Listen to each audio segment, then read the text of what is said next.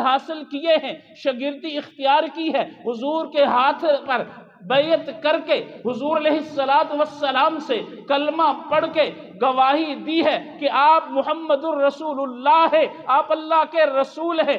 اب یہ مقدمہ میری اور آپ کی اور صحابہ کی گواہی پر کھڑا ہے۔ اسی طرح سے اللہ رب العالمین کی الوہیت کا مقدمہ بھی پیش کیا گیا ہے، اور الوہیت کے گواہ محمد الرسول اللہ صلی اللہ علیہ وسلم ہیں، اور 1,24,000 انبیاء ہیں۔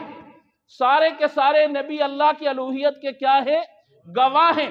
اب حضور علیہ السلام موقع کے گواہ ہیں، اور آدم علیہ السلام سے لے کر عیسیٰ علیہ السلام یہ کیا ہے؟ نشانیوں کے گواہ ہیں۔ معراج تو ہر ایک نبی کو ہوئی ہے، میرے مصطفیٰ کو بھی ہوئی ہے، لیکن عجیب انداز ہے۔ ایک تو یہ بات ہے کہ ہر ایک نبی کو معراج ہوا بطور امتحان کے، لیکن میرے اور آپ کے نبی کو معراج ہوا بطور انعام کے۔ کہو سبحان اللہ۔ میرے اور آپ کے نبی کو معراج ہوا بطور انعام کے۔ آدم علیہ السلام نے اللہ کی الوہیت کی گواہی دی ہے جنت سے زمین پر آ کر، اور حضرت نوح علیہ السلام نے اللہ کی الوہیت کی گواہی دی ہے طوفان کے اندر گھر کر۔ اسی طرح ابراہیم خلیل اللہ نے گواہی دی ہے الوہیت کی چخا میں اتر کر۔ اسماعیل ذبیح اللہ نے اللہ کی الوہیت کی گواہی دی ہے چھری کے نیچے آ کر۔ جناب یونس نے گواہی دی ہے مچھلی کی پیٹ میں جا کر۔ جناب زکریا نے گواہی دی ہے آرے کے نیچے آ کر۔ اسی طرح عیسیٰ علیہ السلام کو یہاں سے اٹھایا، پہلے آسمان پر پہنچایا، اور انہوں نے گواہی دی ہے۔ اس طرح ہر ایک نبی گواہی دیتا رہا، لیکن آدم سے لے کر جناب عیسیٰ روح اللہ تک ہر ایک نبی نشانیوں کا گواہ ہے، لیکن محمد الرسول اللہ سب کہو صلی اللہ علیہ وسلم آپ موقع کے گواہ ہیں۔ آپ کہیں گے کہ کیسے موقع کے گواہ کس طرح ہوئے؟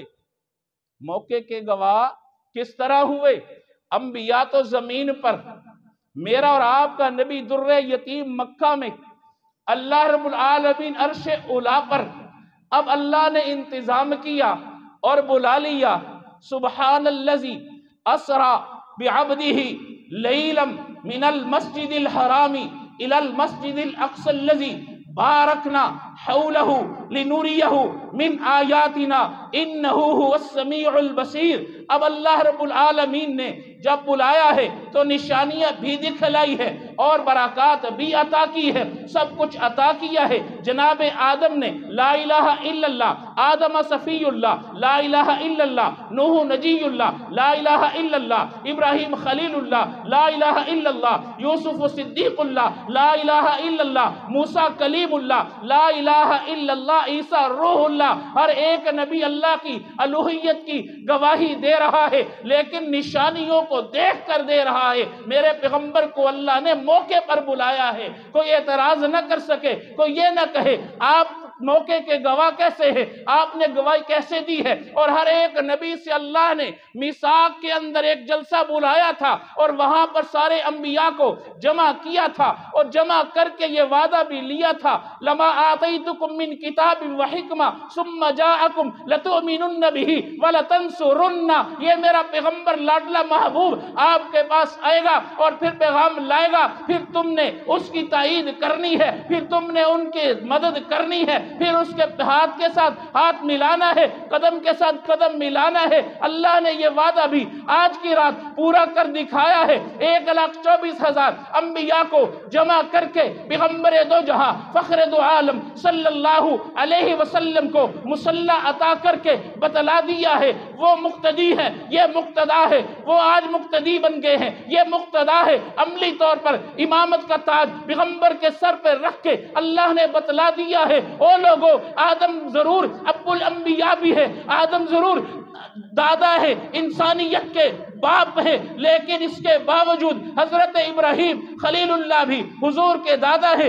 آج سارے کے سارے اولو العزم پیغمبر جناب آدم بھی ہیں، جناب شیس بھی ہے، جناب داؤد بھی ہیں، جناب سلیمان بھی ہے، جناب عیسیٰ اور موسیٰ بھی ہیں، جناب ابراہیم خلیل اللہ بھی ہیں، سارے کے سارے صفوں میں کھڑے ہیں، مصلی پر کوئی آتا نہیں ہے۔ معلوم ہوا جس کا حق ہے وہی آئے گا، جس کا حق ہے وہی آئے گا، بغیر حق کے کوئی آ سکتا نہیں ہے۔ اور اسی طرح پیغمبر دو جہاں کا جب رحلت کا وقت آیا تو مرو ابا بکر فلیصلی بالناس کہہ کر کے پیغمبر دو جہاں نے وہاں پر بھی صاف اعلان کر دیا ہے کہ مصلی پر اور کوئی نہیں آ سکتا سوائے ابو بکر کے۔ حالانکہ دیکھا جائے وراثت کے حقدار جس طرح ہوا کرتے ہیں وہ نسبی اور سلبی ہوتے ہیں۔ اس وقت موقع پر کون کون موجود تھے؟ جناب ابو بکر سے لے کر جناب علی تک، حضرت بلال حبشی تک، حضرت واشی بن حرب تک، سارے صحابہ